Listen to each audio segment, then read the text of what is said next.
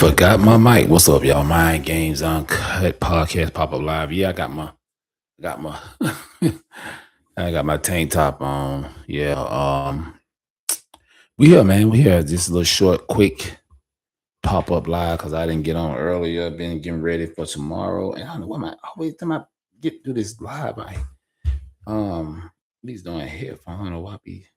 Anyway, we are getting ready tomorrow. My youngest daughter, my last child, having her graduation at Morehouse Auditorium tomorrow.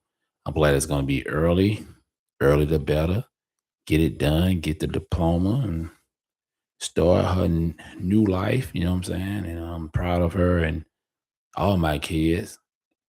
Got 4 kids, 2 boys, 2 girls, and yeah, man, proud father. I mean, I ain't trying to toot my horn, but if your children doing good, they're doing good. I mean, yeah, they're gonna make mistakes and stuff like that. I mean, no child is perfect, like no parent is perfect, but hey man, I got my grandson. And shout out to young Master Jace. Yeah, man. Young handsome man. We got the good genes in our family. And most definitely gonna be on him as he grow up and, you know, just trying to do everything right, man. Just, trying to start just breaking the um what they call it, breaking the curse, as you say. you know it listen, y'all, before I get into this, I would say this, far as just being a parent, I think a lot of people, and I was talking to my partner earlier about this, a lot of us, man, we gotta really think about the people we lay down with and have our children by, because the thing is, man, we are having a bunch of children out of wedlock in the community, children who don't ask to be here, but if you bring them into this world, you are responsible to take care of your kids, make sure they get what they need. That's from education to food, health, a roof over their head, and the proper guidance. You know what I'm saying?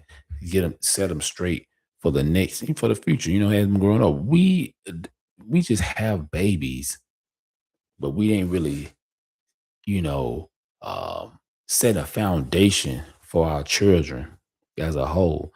And that's um that's a problem that should have been taken care of couple, a couple generations ago. And I'm seeing we doing the same thing. So I'm getting on this piece right here about the stock market.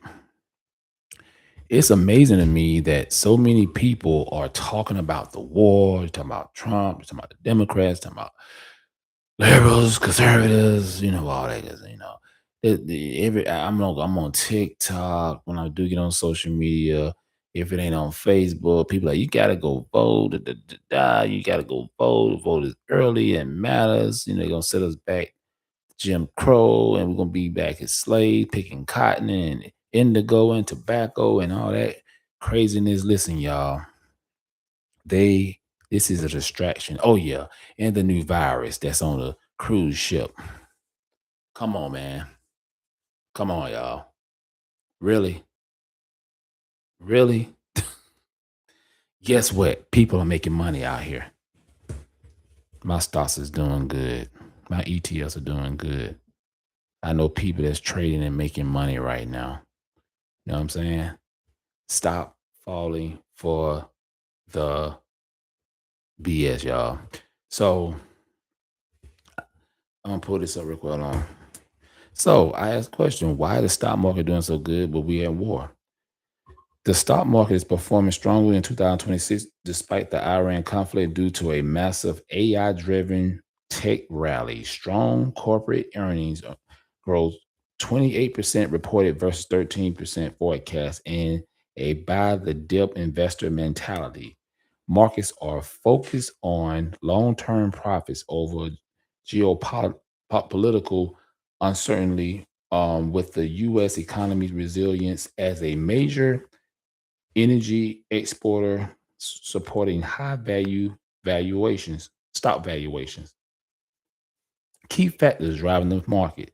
AI boom dominance, the surge in artificial intelligence tech stocks, e.g., TSMC, Texas Instruments, is a primary driver and with investors valuing future profits over immediate geopolitical risks. Strong earnings growth. S&P 500 companies has delivered an impressive 28% growth in the first quarter for exceeding expectations and tech leading the gains.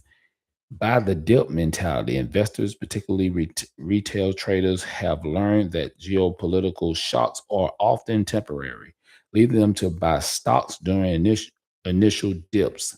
U.S. energy independence as a major oil exporter. The U.S. is largely shielded for the economic shocks of the oil supply disruption in the Persian Gulf, falling interest rates, a reversal in government bond yields from early highs has allowed investors to justify paying higher prices for stocks, particularly in tech sector. Diplomatic optimism reports of potential ceasefire or peace talks between Washington and Tehran has boosted the market, and that's a big thing, y'all. If Trump said it's going to be a peace deal, a ceasefire, that helps the market too. Historically, see, stocks rise during wars as industries, particularly defense, increase production. And investors look past short-term um, short-term volatility to long-term economic prospects. Oh, yeah. Market resilience. Despite the war puzzle of unexpected events, major indices have remained resilient with significant market gains occurring even after the conflict started. So listen, y'all, I said this before. War is profitable. People make money off wars, especially these companies that make tanks and jets and missiles and all that good stuff. You know what I'm saying? Stay the course. If you are a long-term investor, stay the course. Don't sell. You know what I'm saying? And that's one thing a lot of the poor people don't understand. The wealthy people get it. You know what I'm saying? So, like I'm telling y'all, it's people. Listen, I'll tell y'all right now. If you can invest in NVIDIA, invest in NVIDIA. Invest in tech, AI. It's booming right now. You know what I'm saying? I got a couple stocks I'm bought in ETFs, and I got a lot of it in tech. So that's just advice for y'all. You know what I'm saying? Because I'm telling you, man, don't get caught up in all this political BS, because what it's doing is it's people out here making a lot of money, and it's people out here worrying about the wrong thing. You know what I'm saying? It's stuff that's going on out here, and people are getting caught up with the BS. So let me see. Hold on, y'all. Let me just real quick. I think we're gonna get up out of here because I get up early tomorrow. Uh, uh,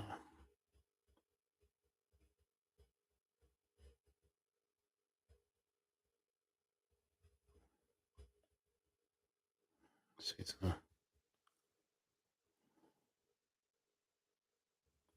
let's check this out. 2026. And if you want to come trade with me for free, all you have to do is go to my profile and join my group in my bio. Okay.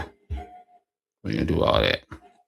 Two stocks that are going to move over 50% by June 2026. And if you want to come trade with me for free, oh shit, what are you talking about? Go to my profile. I had somebody else, my fault. SanDisk, the memory chip company stock is up by 4,000% this year. And this is all because AI needs memory chips. Gartner said that the non-chips are going to rise over 234% this year. And this is because basically they cannot keep up with the demand. And just as a reminder, SanDisk broke off of Western Digital just in 2026. And they just recently signed a $42 billion long-term supply contract.